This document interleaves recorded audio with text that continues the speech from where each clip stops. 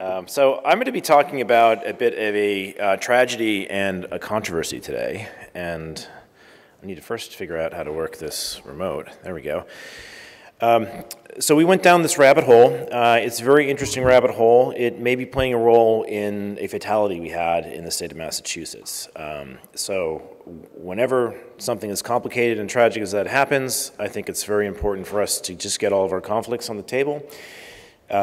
Many people in this audience know that Medicinal Genomics and CannMed are the same organization. Don't know why that's jumping ahead on me. Let me see if I can go back one.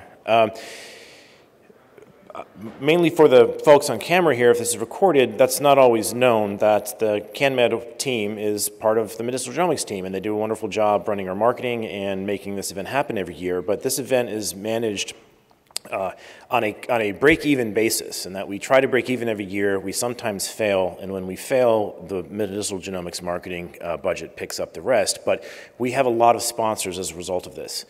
And we've done this 7 years now, so we've been sponsored by many, many parties in the industry, but I want to assure you that this presentation, none of these sponsors actually played a role in what I'm going to present.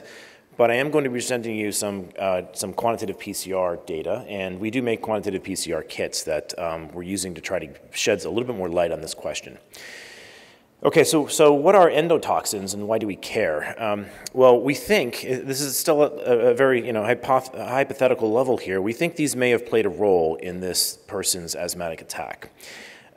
So we put out a preprint describing this. I'll give you a bit of a background on what endotoxins are, but this is an area that we effectively have not looked at, and I've been looking at cannabis safety testing since 2011, and no one's really brought this up. We were looking at mycotoxins, which makes sense. We're not looking at all the mycotoxins that we probably should be looking at. I think Zumir Punja and others have pointed out there's a lot of fusarium and penicillium on the species which make mycotoxins, and those aren't being looked at. But endotoxin is something that has gone overlooked largely, and it's quite ubiquitous. It's only found on gram-negative bacteria, and this is really a molecule, a lipopolysaccharide that embeds inside of a cell membrane and has an inner core, an outer core, and an O antigen. And many of you may be familiar with serotyping particular bacteria, and a lot of that serotyping is based on antibodies that bind to the difference in the length of these O antigens, okay? However, these are highly inflammatory molecules. You cannot have these in any injectable product. In fact, they can give you anaphylaxis and have you drop like on the spot after a vaccine, for example, if they're in a vaccine at too high of a level. So injectable products are highly scrutinized to be below 1 endotoxin unit per particular dose or weight.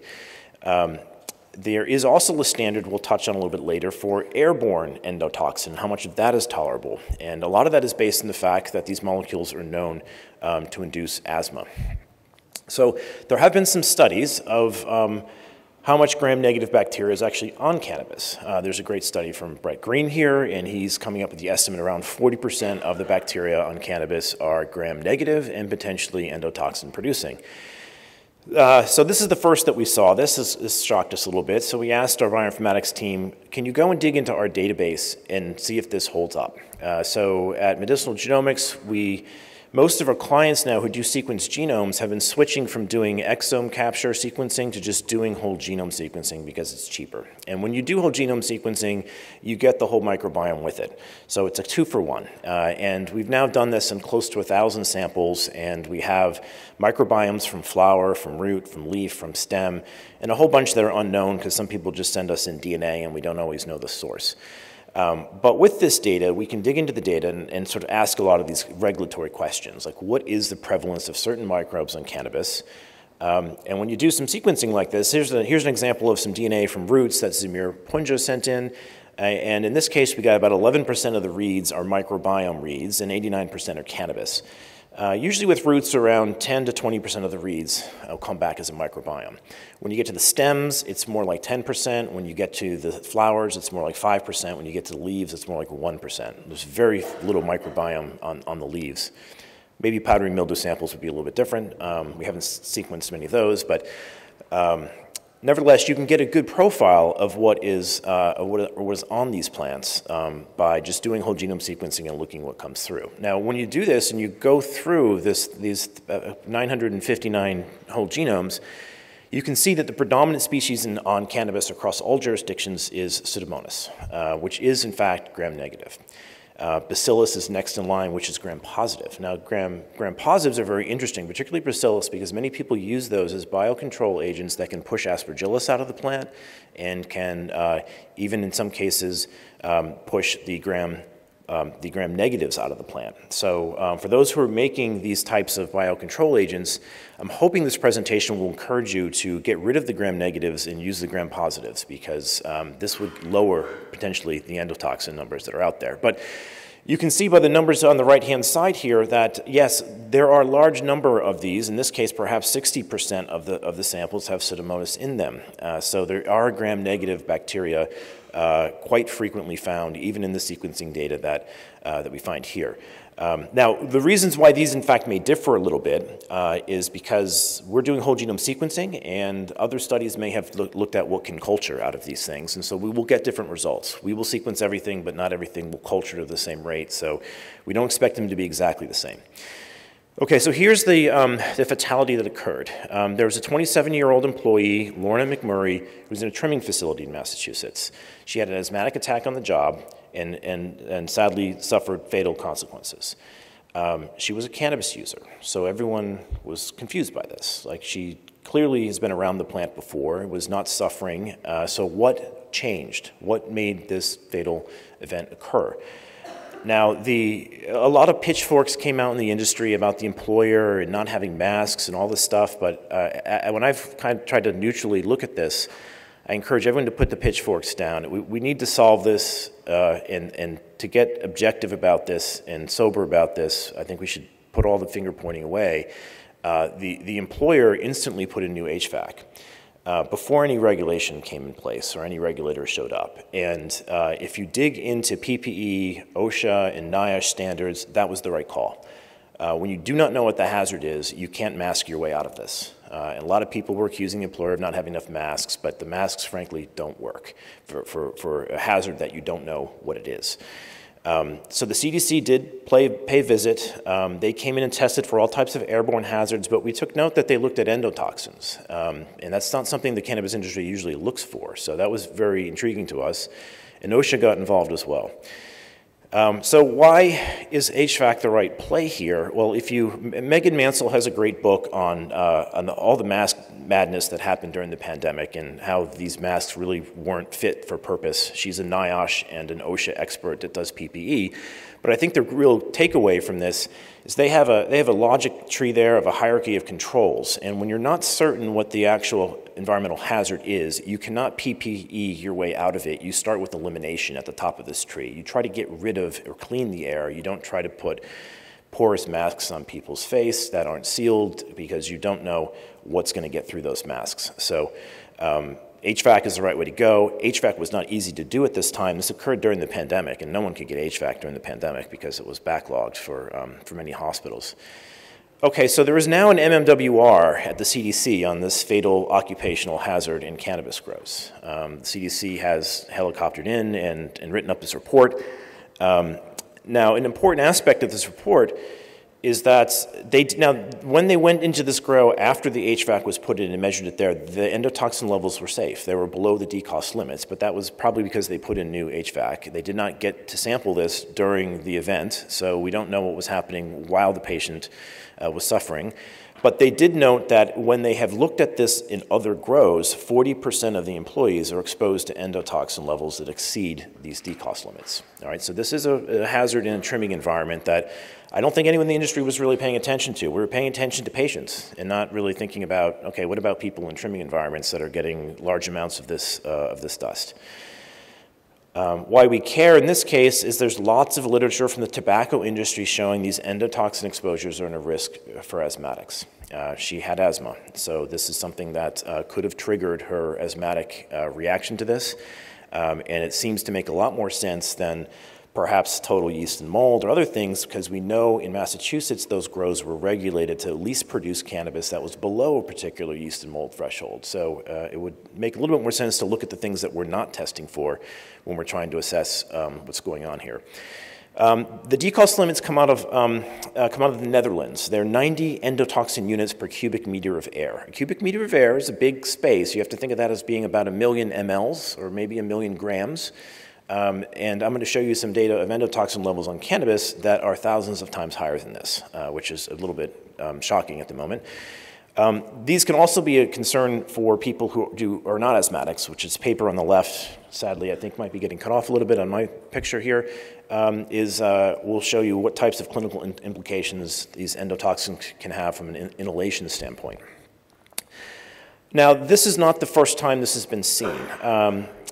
James Couch has been looking at these types of occupational exposures in other cannabis cultivation and processing facilities, and endotoxins have been brought up in both of these papers. There's a NIOSH review there and another review of a hemp processing facility in Minnesota where they were detecting very high levels of endotoxins. So this is beginning to build a little momentum. So we decided we would go purchase a $6,000 fluorometer from Thermo and run their endotoxin test on some cannabis samples. This is using a LAL assay. This is an assay that uses an enzyme that's harvested out of horseshoe crab blood, and it clots whenever there's endotoxin, and it measures that clotting reaction with fluorescence.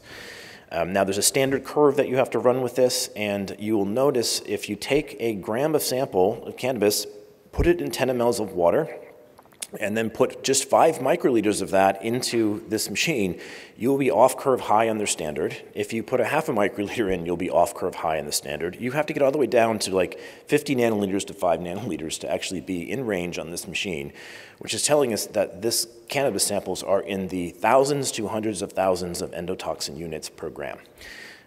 Which is remarkably high. It's so high that I really want to encourage the industry to actually double-check this technology, maybe with mass spec or something else, because if you go through the endotoxin literature, these LAL assays are very temperamental based on the matrix that they're applied in, and you do have to run this in matrix. So you have to dilute your sample and do lots of standard curves and dilutions to make sure that the matrix isn't inhibiting your actual endotoxin reaction. So we just started very simply. We went and grabbed a hemp sample, a pre-roll in Massachusetts. They are not required to do microbial testing, as you can see. And then you go to the dispensary pre-rolls, and you can see that they are required to do microbial testing. When you put this on 3M plates, you get night and day differences. However, these samples had equivalent endotoxin units. We also ran TAC, qPCR, and you can see very similar effects. So for those not familiar with 3M, lots of blue dots means lots of live colonies. If you look at the dispensary sample, those colonies have all been zapped, probably irradiated, but we don't know. In Massachusetts, there is no requirement to label any type of remediation. So we said, all right, that's interesting. We have to expand this. Let's do 12 more samples. We went and grabbed a bunch of non-dispensary samples labeled as ND. They are on the right in this bar chart. And then a bunch of dispensary samples, which are on the left. The blue bars that you're looking at there are the endotoxin units detected off the platform. You can see that they're ranging between maybe 5,000 and 100,000. And as you get more to the non-dispensary samples, the endotoxin levels get a little higher. They push up to over 100,000. It's a log scale we're dealing with there. Now, the orange and gray lines are something that we're doing to try to get a surrogate detection system for this with qPCR. We run quantitative PCR with 16S PCR primers. Those are Total Aerobic Count PCR primers. They measure all bacteria. We measure it 2 different ways. We measure it in the presence of a nuclease and the presence without a nuclease. And this gives us a live dead estimate. So the nuclease runs around and chews up DNA that's outside of a cell, and any DNA that's inside of a cell is protected from the nuclease. So we can get an estimate of total DNA that's present in the sample, and then DNA that is protected by a cell membrane with this type of live dead. And you can see in some cases there are, in fact, the live dead offset is quite significant. And in the case of the 2 samples on the left, we have lots of 16S qPCR signal, and then once we apply a nuclease, all of that stuff disappears, and we get samples that look a lot more like the plating results. But there are samples where the nuclease doesn't get rid of all of this. In fact, Ginny Glaros gave a great presentation last year on this topic with decontamination tools using radiation. And the radiation does seem to drop the signal, or the CFU counts almost to the floor, whereas qPCR sometimes is still there. In some samples, you can still detect it with qPCR, even though it's clearly been killed from a viability standpoint. Nevertheless, there is some correlation here between the live dead PCR signal and the endotoxin levels, but it's not great. It's like 0.43. So we can't really use this as a replacement for measuring endotoxins yet. So we aim to try to improve that.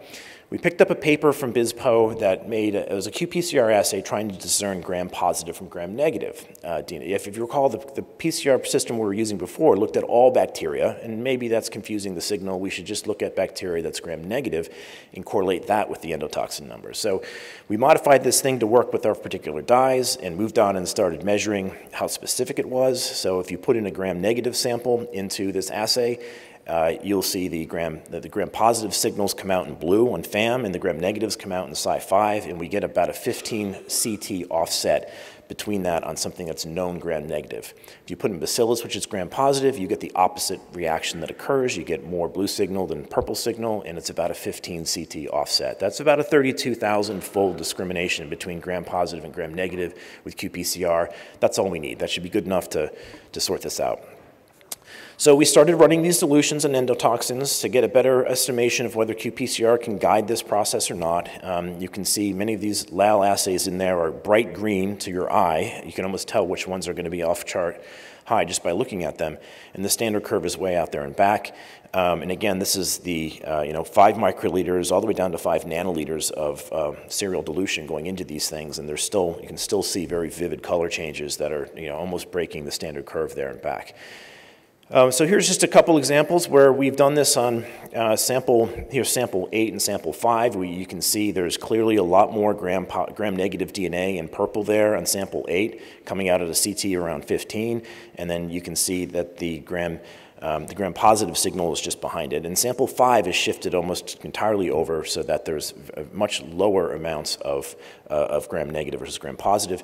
And when we look at the endotoxin levels for these over on the right, there's a 100-fold difference in endotoxin between sample 5 and sample 8, and that's pretty close to what we're seeing in qPCR. We're getting about a 58 to 174-fold offset between gram-positive and gram-negative results there. So the correlation here is getting closer to 0.6 now, where the qPCR can predict the endotoxin loads to some degree. It's not 0.9, which is where we want to try and push this to, but maybe it's a tool that can help flag samples that might need a further scrutiny for this test. Now, this endotoxin test, since we're running 4 different serial dilutions, it's about $10 a well, so it ends up being like a $40 test. Even though the instrument's very cheap, the reagents are a little bit expensive and temperamental. You have to use them kind of the day you open them, otherwise they get contaminated with airborne endotoxins. So, but nevertheless, you can see the endotoxins on the scale there. There are many samples cracking the 100,000 EUs per ml. We're talking about 4 orders of magnitude over the decost limit here. Now, it needs to be checked with mass spec, and it probably needs to be looked at through aerosols. Like, what happens with aerosols? Like when you burn this stuff. We do know that it's autoclave tolerant, so you can't get rid of it with autoclaves. We don't know how much of it's going to end up in the smoke, and that's really, I think, what needs to be scrutinized next. You can also run these assays with and without this Grim Reefer tool, this nuclease that destroys the dead DNA, and the correlations get a little bit better. You can see on top are the same samples. This is sample 7 and sample 8, and when you add in this nuclease, all the CT curves kind of shift to the right. And we can see, we begin to quantitate how much more gram-negative DNA is actually around in the sample. Here's just a chart of 5 different samples that came through. I think these were PT samples, AOAC PT samples that we were taking a look at. And you can see these large offsets on the top one. There's GR means Grim Reefer, and no Grim Reefer is the no GR. And you can see that the CT scores when you don't use that nuclease are lower. For those not familiar with PCR, lower CT scores mean more, and it's a log 2 scale. So when you see like a 10 CT offset, you're looking at about a 1,000-fold difference there. It's about 3.3 CTs for every scale of 10. Okay, so you can see a big shift here between live dead. So we can detect which samples are in fact, or we believe, are potentially been put through some type of remediation process by looking at the change in these signals. Not all the samples show this signature, which is a sign that some samples in this set of PT standards were decontaminated or remediated, and some were not. Okay, so just to summarize a little bit here, the nuclease treatments we think can be very helpful to discriminate between live dead.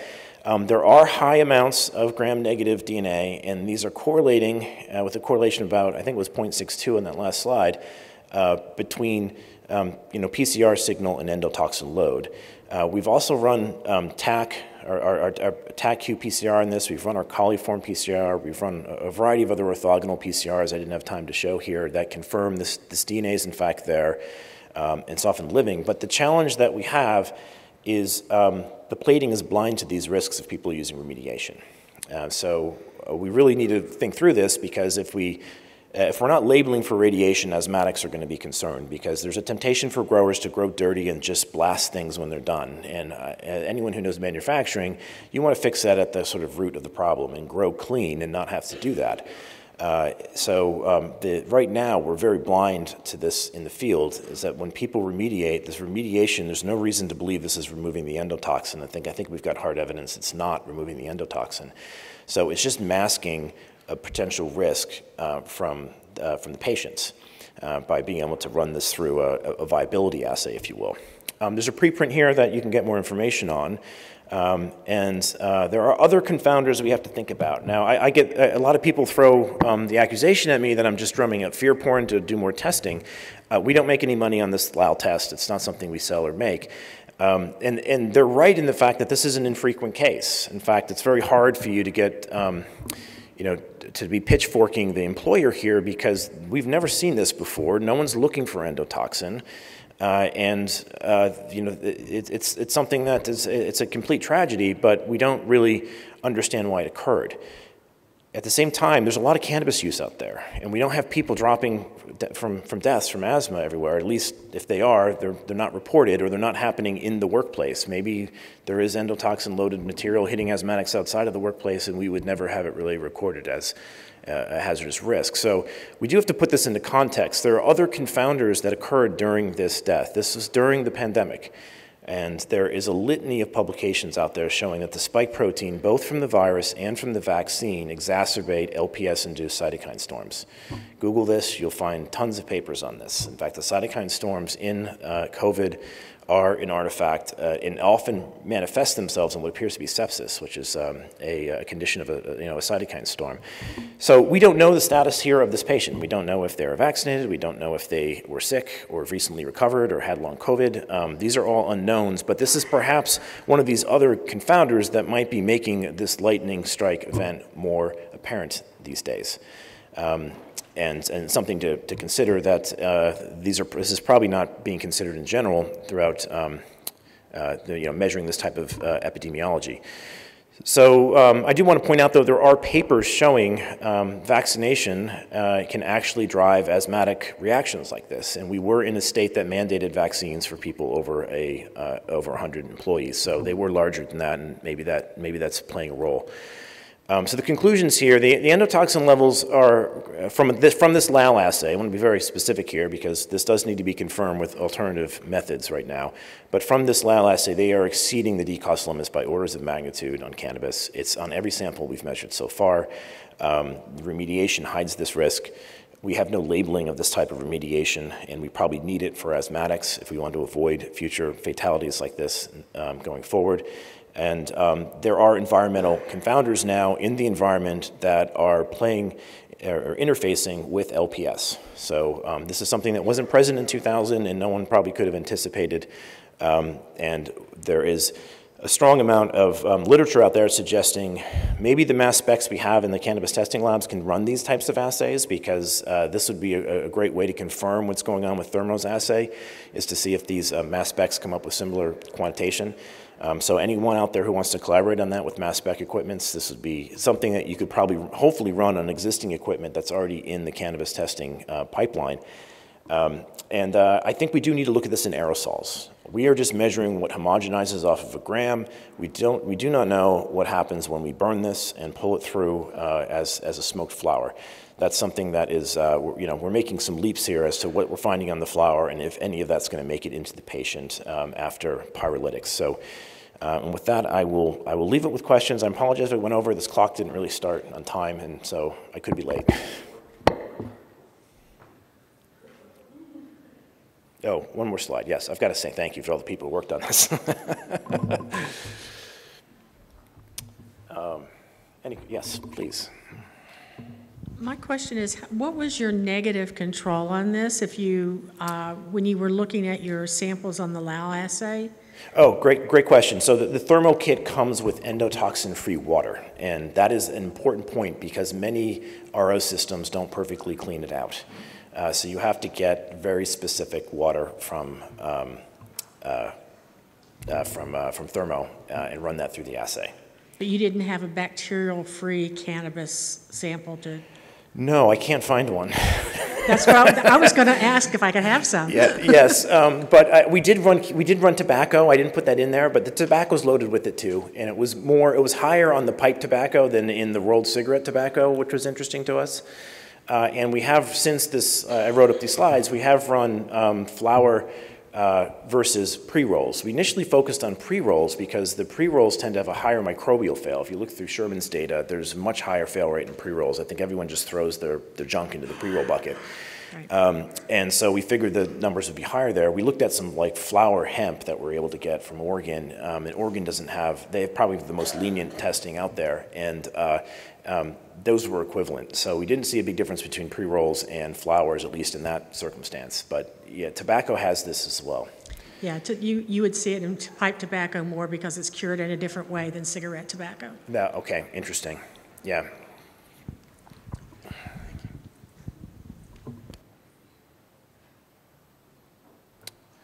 Okay, I think, oh, Sherman's got a question. All right. Actually, Kevin, I'd like to, if I may, first of all, thank you very much for excellent talk on your work. I'd like to just make a quick comment from a regulatory viewpoint. There's a couple of states, because you mentioned in your talk that remediation of flour, can in killing the gram-negative bacteria could be a source of endotoxins. And there are a couple of states that have much lower, for example, total yeast and mold action levels of 10 to the 3, which may cause cultivators to do this pre-remediation. That's a good point. So maybe Illinois would be a good place to look because there would be more remediation going on there. Yeah, sadly, when we're looking at the hemp samples that go through no microbial screening versus the ones in Massachusetts that through the dispensary system, we're still getting very similar endotoxin loads. The plating is completely different. It's night and day on the plates. But I have a feeling that's, we don't know this, but I'm assuming that someone is in fact decontaminating the samples, particularly if they're pre-rolls. And therefore we get nothing on plating and we get endotoxins that are off the chart.